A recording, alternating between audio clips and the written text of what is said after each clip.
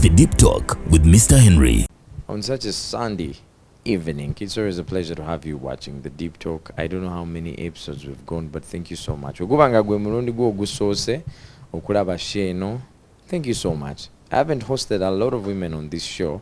As a matter of fact, sinachaza bavubuka bato abakyala abawala. Obera mukyala naawe obera muwala. Nkyali muwala. Omukyala, what does it take for you to qualify to be called omukyala? Personally, I think omukyala ino bango mazozalako. Okay. You are looking sexy, stunning. Thank you. Someone is injecting a lot of money in you these days, eh? Just nyiriramu abawagizi bakirize, like you have to give them kasavu kanyama. And then there were pictures you're taking one of these days, the videos. Did you ever envision yourself like that in your life? You remember that outfit walimu white? No chuka. I can literally see you. I was also scared. See through you. I was like, kati ono mwana agenda bamuyimbi waddala. Tuyina obikola because bannayuganda bazala wanyo nawo kimanyi. Is that something you wanted oba bakikukaka? No, tebakinkaka, but I had to rebrand a bit because most times engeje bagamba sina nyashi banda banga tomboy. Noga kati ngamba kubireka G-string balabe. I didn't know baga sebo nafe body tuzirina tuzala wanyo. Bode yo jina ate wali wakamala tugamba ndi mukyala njagala mpiso. Si bijanjalo. Man. Yeah. The girl who we saw in 2019 coming ngaina kaviri side emu ya pinky and do you remember? I know. Actually, sometimes I look back. I had pink this side and then white this side. I was like, I'm sure you guys are seeing the picture on the screen. 2019. How old were you then, by the way? I was like 17 by the time I started. By the time my first manager got me. Yes. Because nali nkyali kusomero. At such a young age, ukyali kusomero, there are a lot of things you could have done. Chicha kuwadizo kuyingira endongo Joey. No, nali nsoma music as a subject. I always loved music nga nkyali kusomero. But then nakulira mu poor family. Yeah, I lost my dad nga I'm like 5 years, and then mami wange nakuza naye nga tulina issues za school fees okitegeera naye nga njagala nnyo music naye ne ngamba man bwemba sinamu kasente sijja sobola ndongo. Then I decided to be doing covers for other artists. Yeah, kyova nani nga nkola bu cover nga ngamba one time someone is gonna come out and see my talent. There was no TikTok then? No, it wasn't there. There was no Instagram, there was no Instagram. You didn't even was have there. social media? No. So covers is what is called it out. Now I had a YouTube channel. Hey! Yeah. Like Justin Bieber, like the Justin Bieber story. Yeah, I had a YouTube channel. So I used to do my book covers. And then muteka YouTube. What was the first cover that blew you and people watched you and you became a subject? You're the only one I give my body.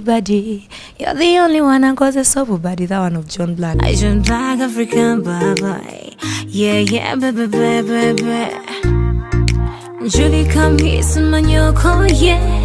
Tunulina nze. Bugana kunonye jawe kukumye. Ataleta nebyen kutumye. Give me that busy body payo ka chance. Embalasi yo jivuge mu race. Abata sobola kuzina batuweka fast. Baleke bagawe. You're the only one I give my body. You're the only one I cause a sober body. It was a John Black cover. I just put it out and then I slept, and then in the next morning on YouTube. Yeah. And then there's a friend of mine called me nangamba gochimanyi oli serebu nangana nawe tochikola. Nangamba gwe John Black posting account ko ngamba olimba. Where did he post it? Was it on Facebook, he Instagram? Posted, yeah, on Facebook and then everywhere, and then people started playing it in bars. Your cover? I had never been in a bar before.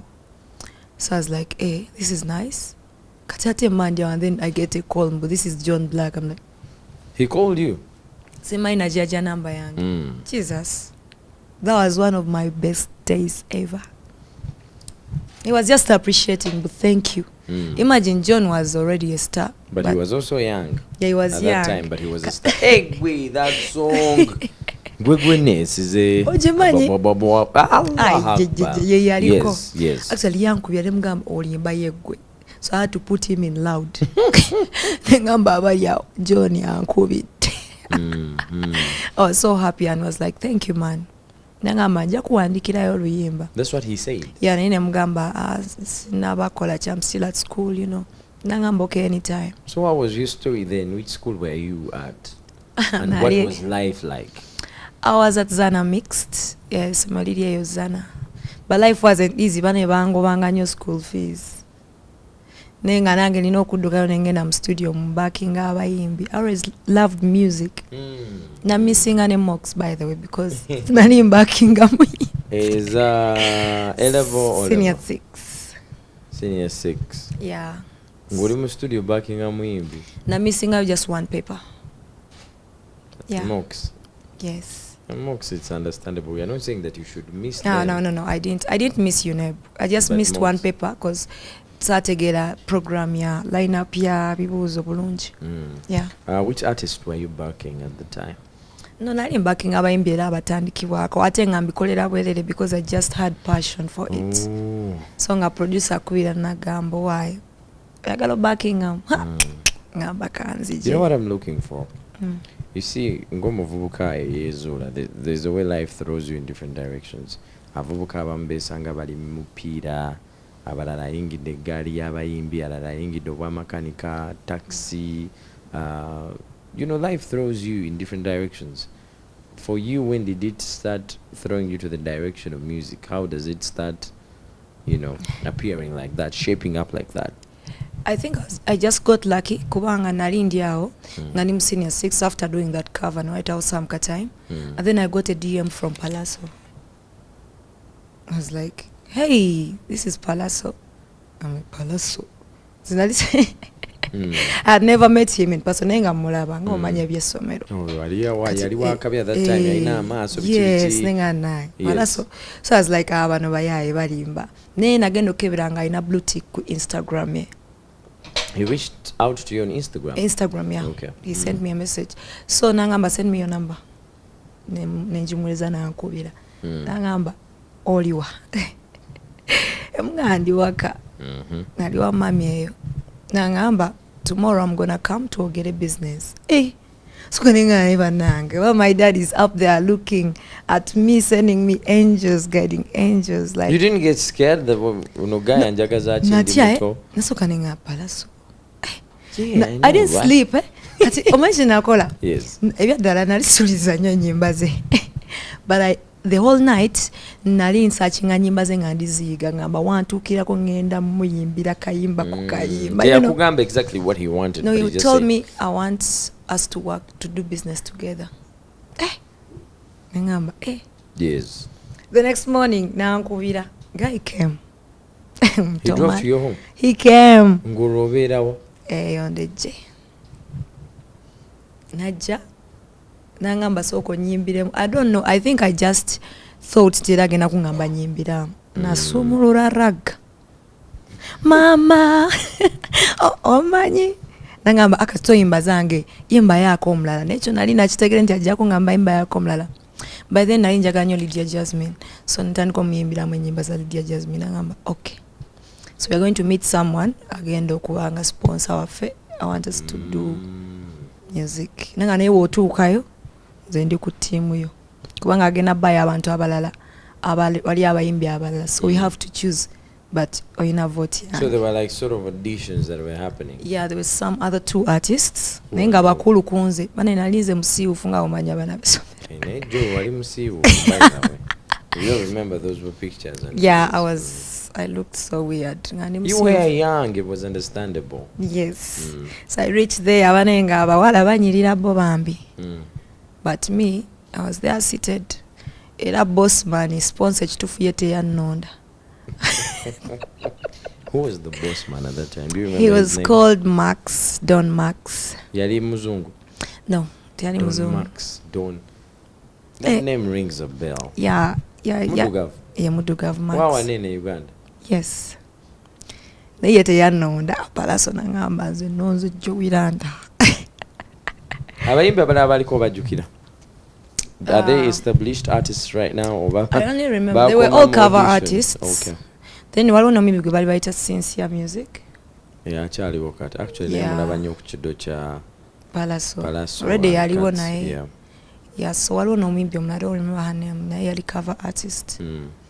Yeah, so akalulu bambi ne kagenda munze. So from that moment obulamu bwange bwakyuka.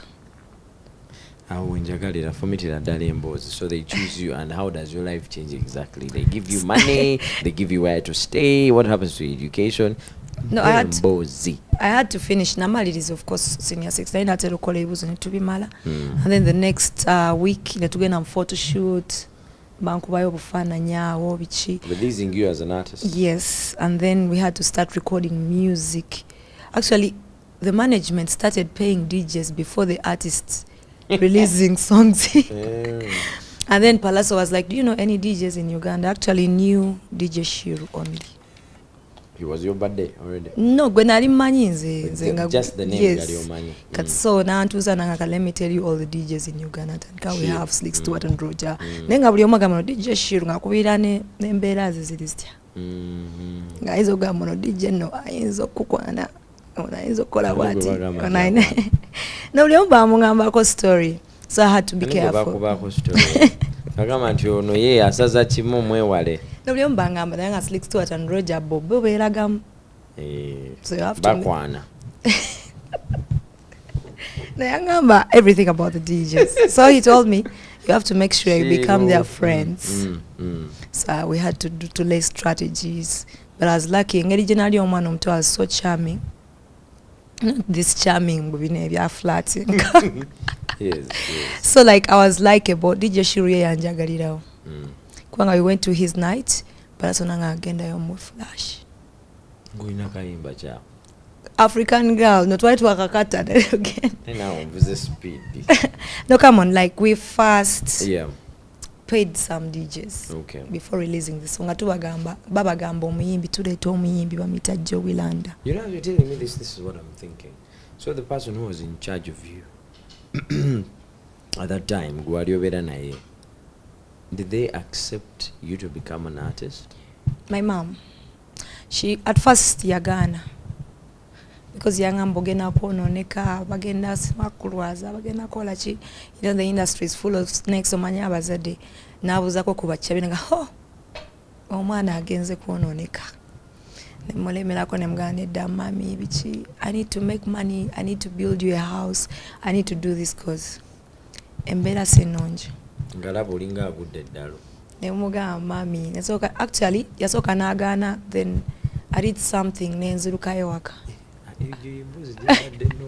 It happens to most of you guys. Listen, I think 80% of musicians at some point badukayo. Yeah, I just ran out. Bazadde batininyo, I think bazadde batininyo abakiriza abaana baabwe. Yeah. So dukayo genda waka boyfriend.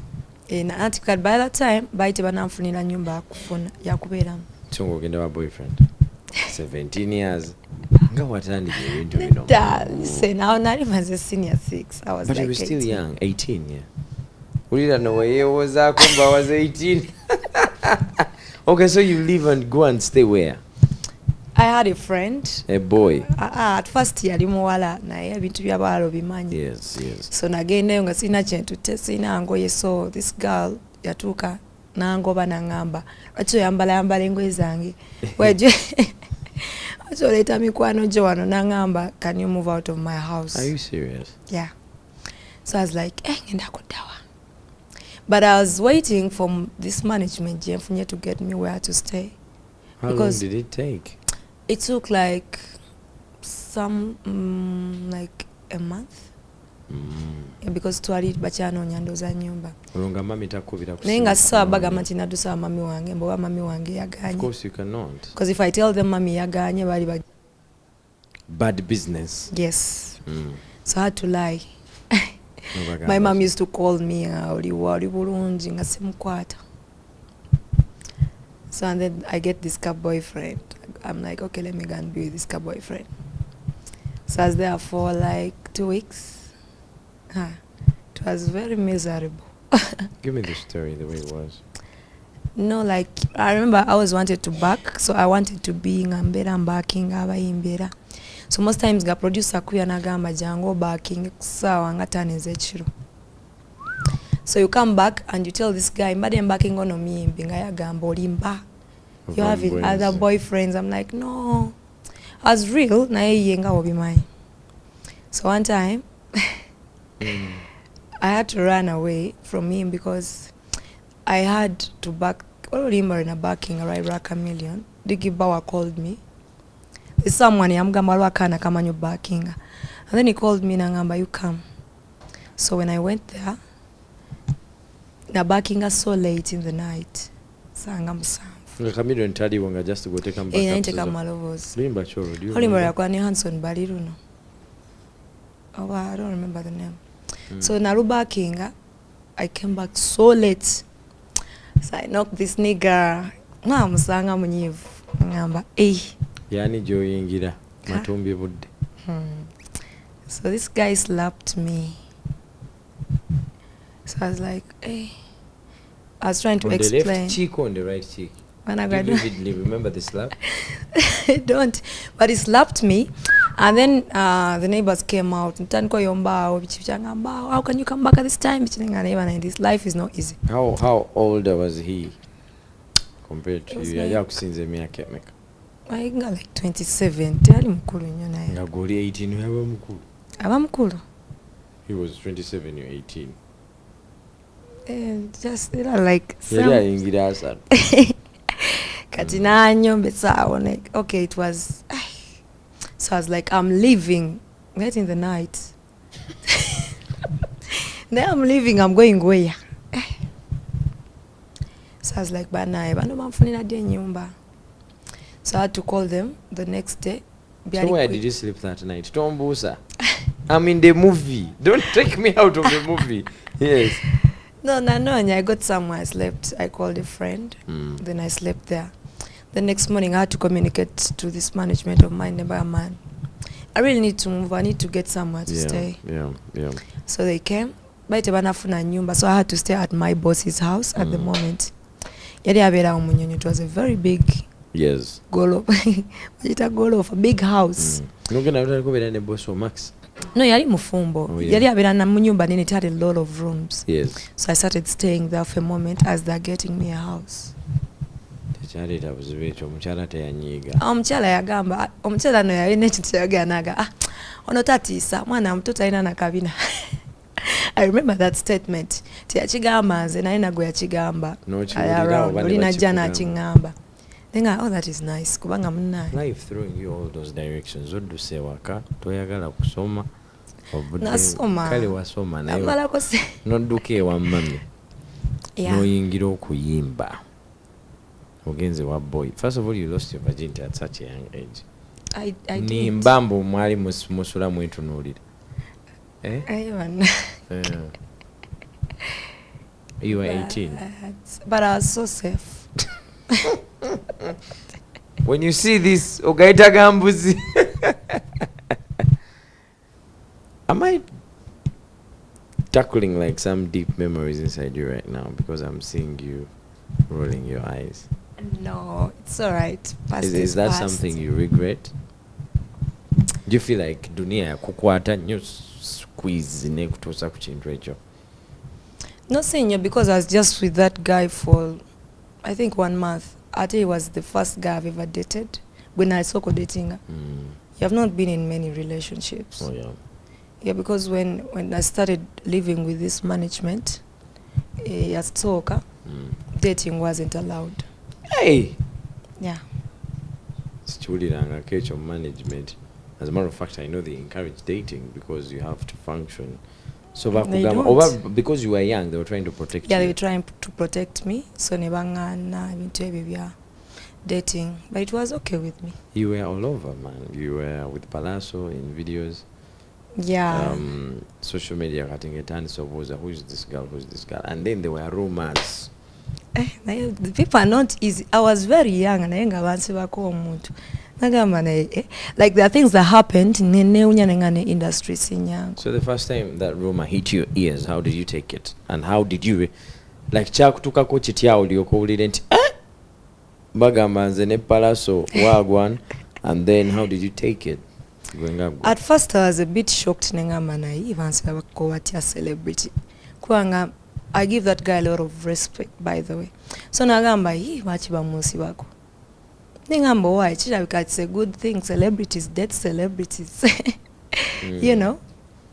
Naye nemugamba wakiba byogera nagamba ogenda ku experiencing ebintu bingi mu industry, but you just have to be strong. Yeah. Yakuyirawo omubiri. That guy, yeah. When you looked at your image way back then, were you proud of yourself? When I started the management, kati olimba African girl afulumye enviri blue, pink, white. By the time I recorded the image that came out first, is that the one you wanted people to perceive you as? Chichifananyi chiwali oyagala bannayuganda bategeere about Jowy Landa. No, nali sesiba nviri because Palaso namugamba wensiba enviri omutwe gwali gunuma nnyo nga nsibye enviri. So I was like, okay, but also a bit on a black hair. Nangamba, let us put tint in your head. Yeah. But let me tell you something. The first time we recorded the African Girl song, olimbaraso kanelu nemokola because nalina fear. Like I was scared. Nangamba, iba bikulemi oyimba tufuna omuyimbi omulala. That was a huge thing. I cried. Nebande come studio. And then walo producer and recording. It wasn't Bawa. Walo guy producer yali akwata amalobozi. Nangamba Jowy Landa oli mwana mto and you're having a very big management. You can do this. Biyimbe. Guy yangambe mitubagenda okoma ngamba biyimbi. Yeah. Ngababe appreciating. And person nga tolaba. Nangamba nolimba lwaleta kuba hit. Ogenda manyalo wakutambulirako. We're intimidated by Palaso. He's a tall guy, huge guy. And then he's giving you all that. Yes, Chenjagalo man. And then he's, by the guy, Ali busy. Ali busy, knew he's always moving. Ata abera ne gadi. Ate babera mu vibe ya all the time. Kati gwengo omwana omuto obayingiddemu. And first of all, what was his tonation when he was talking to you? Like, it's funny to bulungi. He kind of, so yeah, okubera of course hard on me because omwana yena gwayagala omuteka mu right direction, you know, bango is serious because ekisooka ye ya secondinga he voted me era ngamba tonswaze okitegeera kwanga oli omugaga yagambanga amuyimbi nenga ngamba Jowy Landa you can do it oli wakabi okitegeera nga nteeka guy used to post me every time. Palaso? Yes. Oh yeah, we all do remember. Yeah, nga nteekayo newagenda ku interview agamba I'm going with Jowy Landa. Jowy Landa. Because I remember at the time I texted DJ Roger. Namugamba, hello, this is Jowy Landa. Nga, oh, Palaso's artist. So he told me you have to start DMing these DJs because we need to be friends with them. Now in go me, I better tell you about DJ. So what's funny is when we asked about whether you signed with Palaso, there are very few instances where they talked about the other management. Yeah. Like management yale yagalabera underground. What was the story? We were like sister company. Nga tetukitegera kigenda maaso. Anti Palaso yali musajja wamanyi. I was under Team Good Music and then Bango Entertainment. They were sister companies. Now being that Palaso yali already established wamanyi. Yes. Tovula buli omu. But he was my manager. Yeah. He was my manager, ngoli boss man.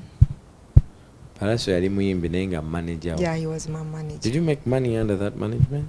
Did they like, besides signing you, nwaganti kati ogenze noyimbayo kushe nokwatayo akakadde kamu? No, oli guy yali mugagga ng'agamba ngendako ku trip wano nakulekera $1,500,000 upkeep. Guy had money, my dear. People who ate money of that guy know what I'm talking about. Yatambula. We used to make mabasa nga tuwandikako DJ gundi ntekamu kadde bubiri DJ gundi. Bani abali akusendezo mpaka nyakabiri. But DJ abasinga bazirya because we had to pay DJs too. A lot of DJs abamanyi. Chovola I think olulimba lwakuba nanyo because it had a lot of power play. The African Girl song. Era mu myezi mukaaga bantu ala ku show yange yasooka yali ku Freedom City ya John Black. Yes. Bakuba akayimba Coco Manjam and the crowd was shouting. I almost fainted. That was the first huge show. Yes. So I was like, bintu bya ddala. from escaping home to a management with big stars out of just doing a video. You guys have platforms like TikTok. You're there, you don't want to do our challenges. You never know. So we're going to take a quick break. When we come back, she's going to tell us about the allegations in Palacio Ariam Kwana, and a lot of things that have come transpiring in her life. You have changed management. I think since you left Max, he was like, Ogenze. Now Jakulava. It's the deep talk of our. My name is Mr. Henry.